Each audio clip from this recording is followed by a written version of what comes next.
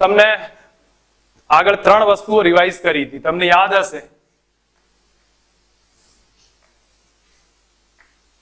આ ટાઈપની, બરોબર છે. મને ફટાફટ અહીંયા કહેશો આ બાજુ ઢાળ કેવું? પોઝિટિવ. ઢાળ પોઝિટિવ તો બળ કેવું? નેગેટિવ. ઓકે, અહીંયા ઢાળ કેવું? નેગેટિવ તો બળ કેવું? પોઝિટિવ. યાદ આવે છે આ બધું? હા. પછી આ point B C D E, તો અહીંયા આ પોઈન્ટ, તો સી પાસે, ડી પાસે અને ઈ પાસે,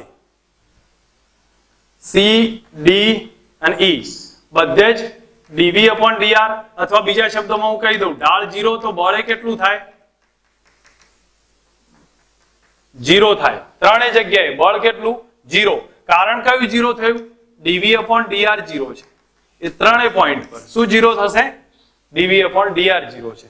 પણ મેં તમને એક બીજી વાત કહી હતી, આ કઈ અવસ્થા છે ભાઈ? સી પાસે કોઈ કહેશે કઈ અવસ્થા છે? મહત્તમ, હા, મહત્તમ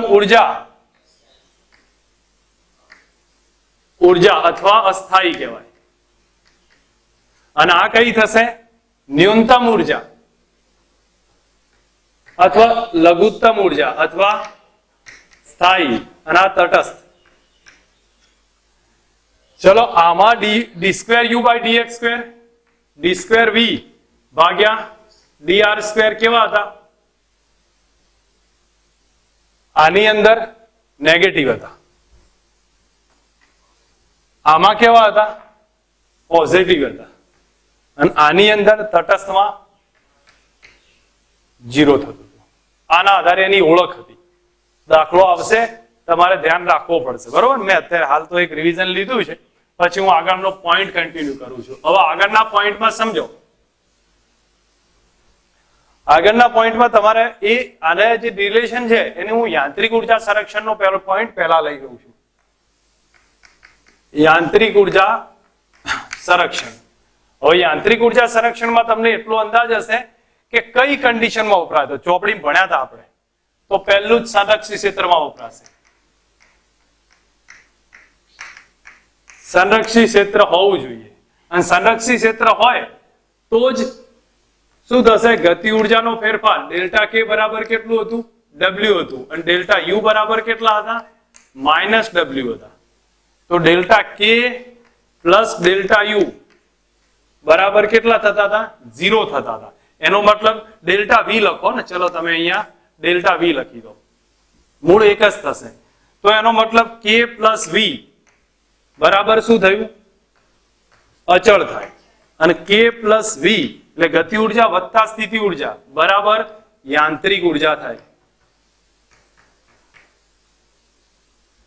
આપણે ટેક્સ્ટબુકમાં ભણ્યા હતા કે પ્લસ વી ગતિ ઉર્જા વત્તા સ્થિતિ ઉર્જા બરાબર યાંત્રિક ઉર્જા. આનો ઉપયોગ શું થાય કે સમજો, કોઈ દડાને અહીંથી અહીંયા લઈ જઈએ છીએ, એક પોઈન્ટ થી બીજા પોઈન્ટે લઈ જઈએ, તો સમજી લો હું તમને સ્ટેપ વાઇઝ ક્લિયર કરું છું કે આપણે જમીનથી આની ઊંચાઈ h1 છે, આની ઊંચાઈ h2 છે, અહીંયા વેગ v1 છે,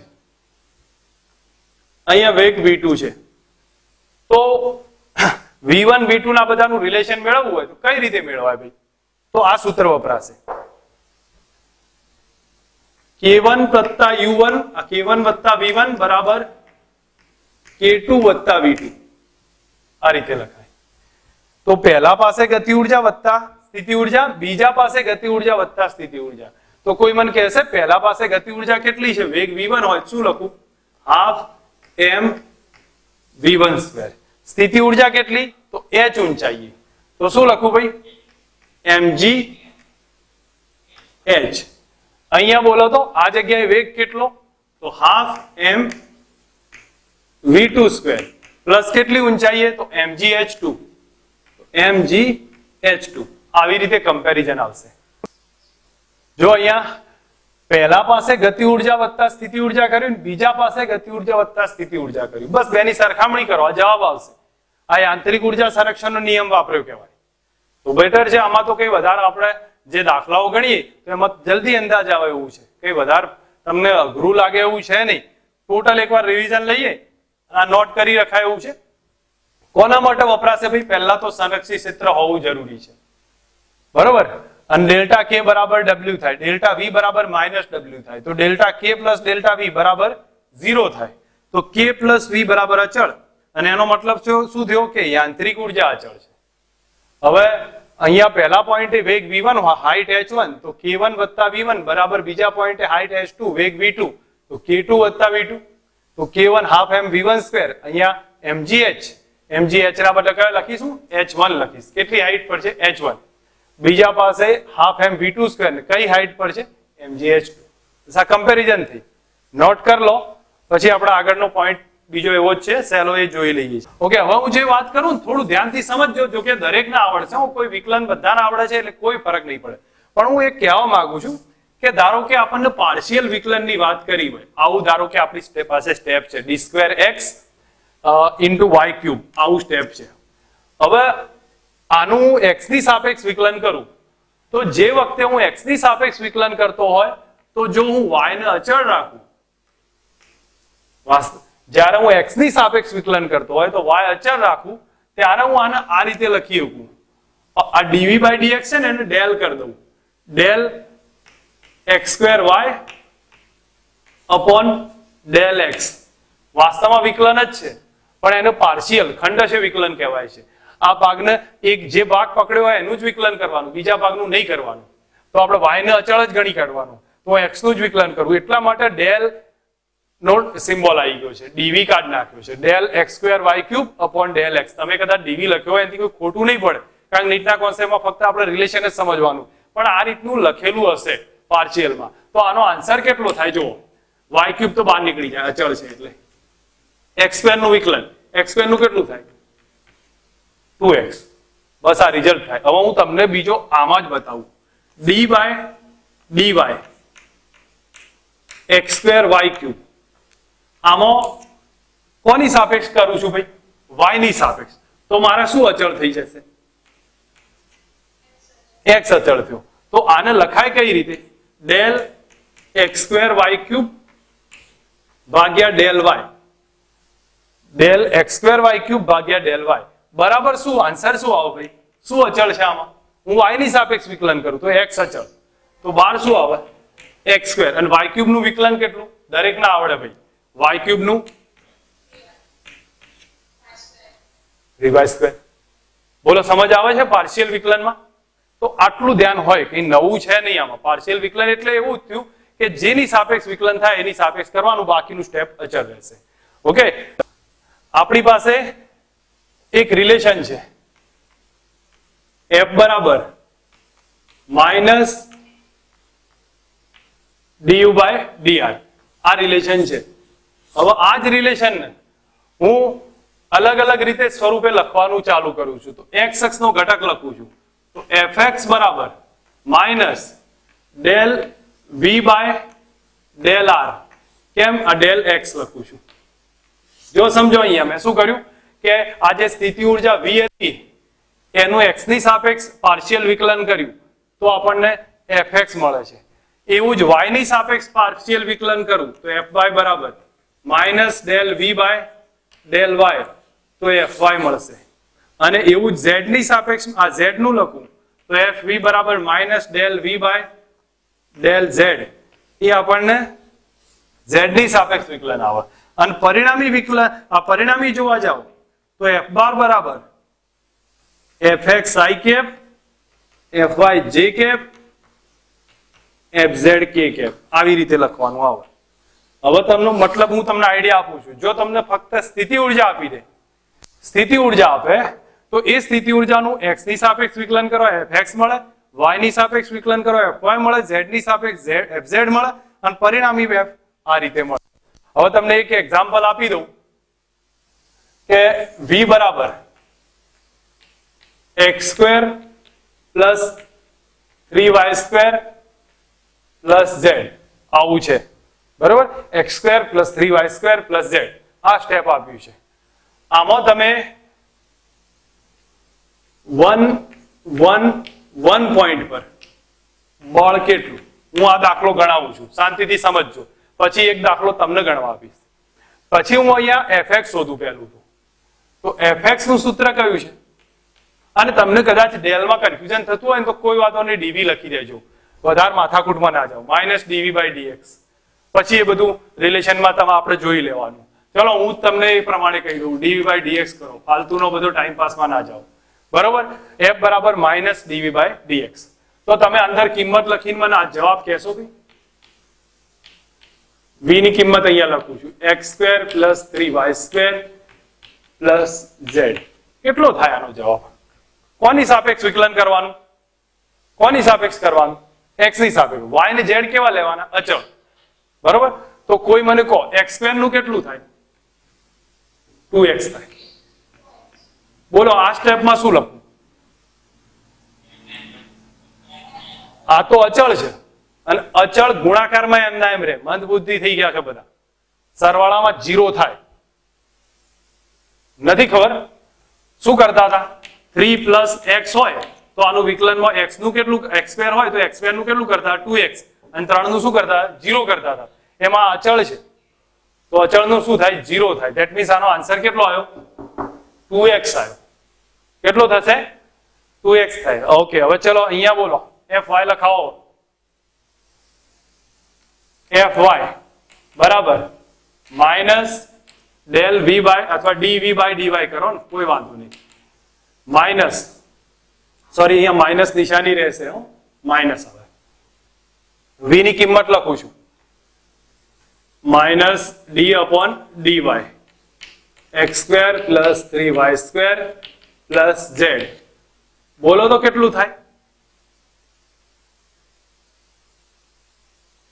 બોલો 6y. ગુડ. આ જો x² અચળ એટલે 0, z અચળ એટલે 0, કારણ કે y ની સાપેક્ષમાં, અને અહીંયા માઇનસ તો રહેશે જ, અને આનું થઈ જશે 6y. 3y² નું 2y થાય એટલે કેટલું આવ્યું? -6y. ક્લિયર છે? ચલો fz બોલો. Minus dv by dz minus d/dz. અહીં લખું છું x² + 3y² + z. કેટલું થાય? x એ અચળ, y એ અચળ, તો z નું 1 થાય તો -1 થયું. -1 થયો ને.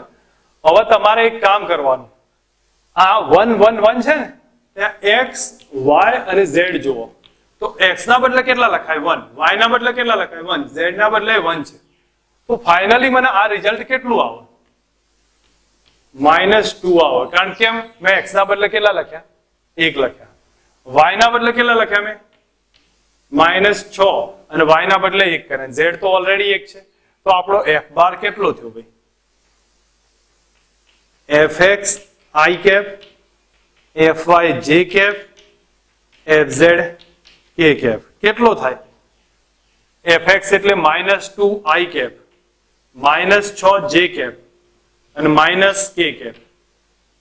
આટલો f બાર થયો. મૂલ્ય શોધવું હોય પછી મૂલ્ય શોધી શકો. તમે શોધી શકો કે નહીં?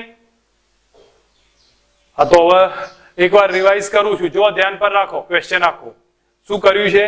આવું સ્થિતિ ઉર્જા આપી હોય 1 1 1 પોઈન્ટ પર શોધવી છે તો આપણે fx શોધ્યું. કેટલું આવ્યું?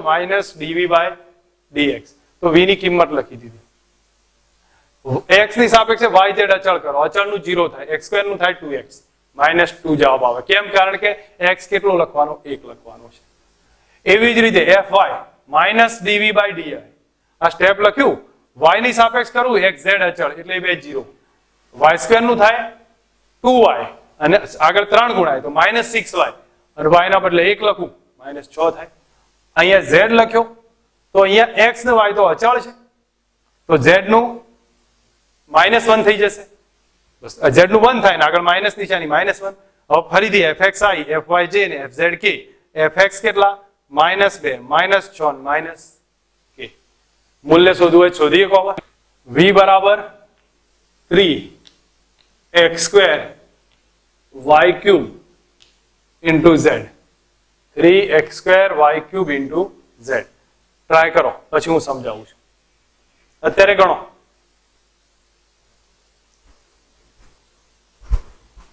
આવડે એમને ગણાવું, જેને આવડે ગણતા રહેજો. ઓકે ચલો મને જેને થયું છે મને થોડો આઈડિયા આપે. Minus D upon D X. બોલો તો v ના બદલે આ સ્ટેપ લખ્યું મેં 3x² y³ z. કેટલું થયું વિકલન? કેટલું થયું? -3 x² x નું x ની સાપેક્ષ કયા બે અચળ? y³ ને z અચળ.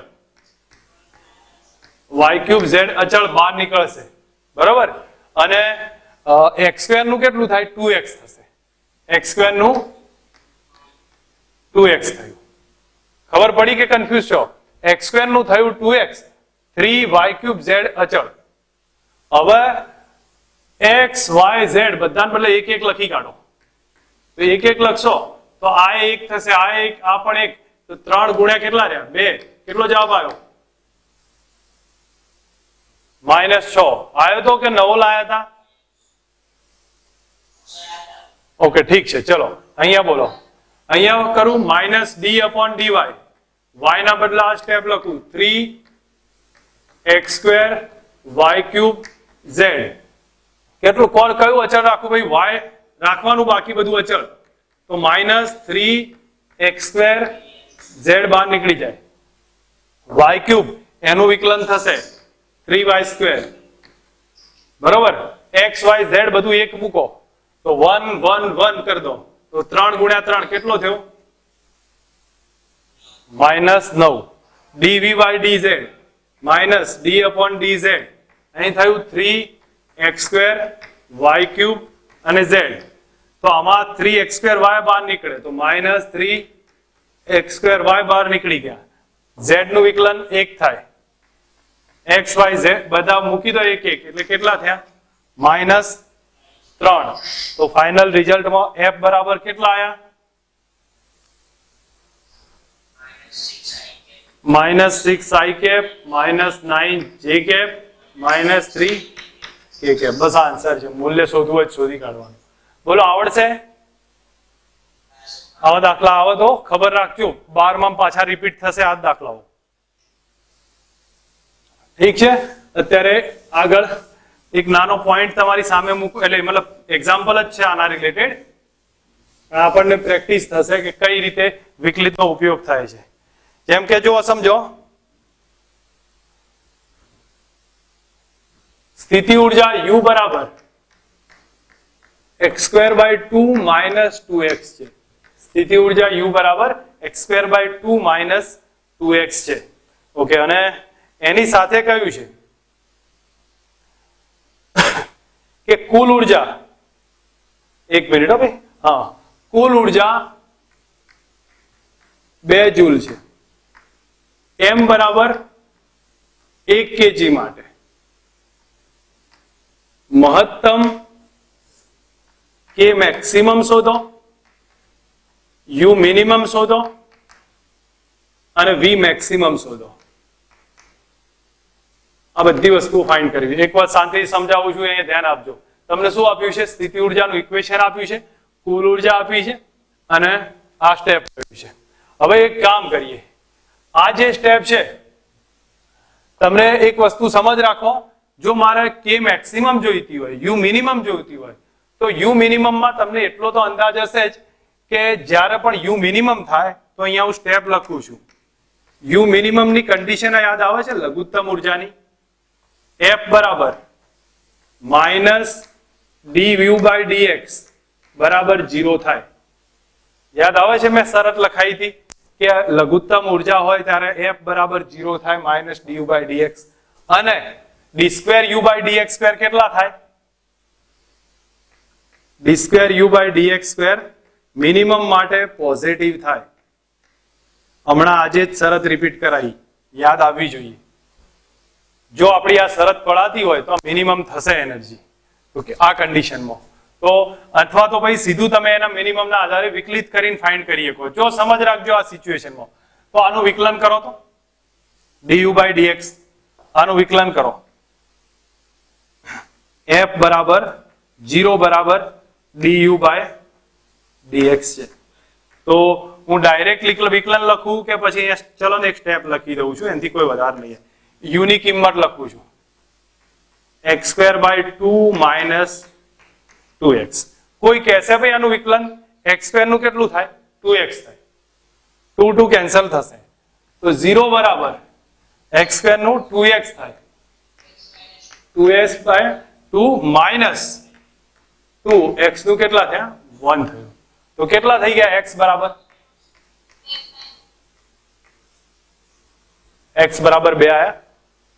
તમારે ચેક કરવો હોય ને, તમે જો ચેક કરવા માંગતા હોય તો આ જે આવ્યું ને એનું ફરી વિકલન કરો. આમ જોવા જાવ તો કેટલું આવ્યું છે ભાઈ x - 2 આવ્યું ને. હવે એનું ફરી વિકલન તમે કરજો તો માઇનસ માં આવશે. હવે ટ્રાય કરવો તો ફક્ત સમજાવવા પૂરતું મૂકું છું. તમને હું લખું છું du/dx. du/dx કરીએ તો du/dx કેટલા આવે અહીંયા થશે 2x/2 - 2. that means x - 2 આયા. હવે હું ફરી એકવાર લઉં છું du/dx. તો અહીંયા તમે ઓબ્ઝર્વ કરશો તો u ની કિંમત તમે x નું ફરી d2u/dx² કરો તો x ની કિંમત 1 થશે, આ માઇનસ થશે, ટોટલ કેટલું થઈ જાય -1. તો એ આધારિત આખી રિલેશન બનશે. પણ આપણે એમાં વધારે ડેપમાં ના જાઓ તો કોઈ વાંધો નહીં. હું તો ફક્ત અહીંયા સમજાવું છું તમને ભાઈ આ કન્ડિશન થી આપણે સાબિત કરી શકાય છે. x બરાબર 2 આયા. હવે x 2 મૂકીએ તો સ્થિતિ ઉર્જા મિનિમમ હશે. x 2 મૂકવું તો સ્થિતિ ઉર્જા મિનિમમ છે. તો x 2 મૂકીએ તો સ્થિતિ ઉર્જામાં કઈ કિંમત આવે ભાઈ x ના બદલે 2² ભાગ્યા 2 ઓછા 2 અને 2. કેટલો રિઝલ્ટ આવશે અહીંયા થાય 2 ઓછા 4 બરાબર કેટલા આયા -2. યુ મિનિમમ બરાબર -2 જૂલ થયા. હવે ગતિ ઉર્જા કે મેક્સિમમ હશે કારણ કે સ્થિતિ ઉર્જા મિનિમમ. તો E બરાબર કયું સૂત્ર k + u. હવે u મિનિમમ છે તો k કેવો હોય મેક્સિમમ હોય અને E અચળ. હવે E કેટલા છે 2 છે બરાબર k max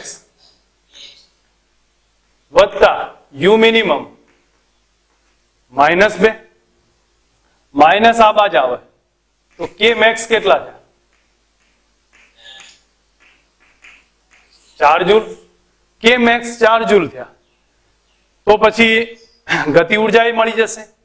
k max બરાબર કયું સૂત્ર 1/2 m v max નો સ્ક્વેર. હા તો જો આ 4 છે બરાબર 1/2 m બરાબર 1 લઈ લીધા છે v max નો સ્ક્વેર. તો v max કેટલા આયા √8 આવે.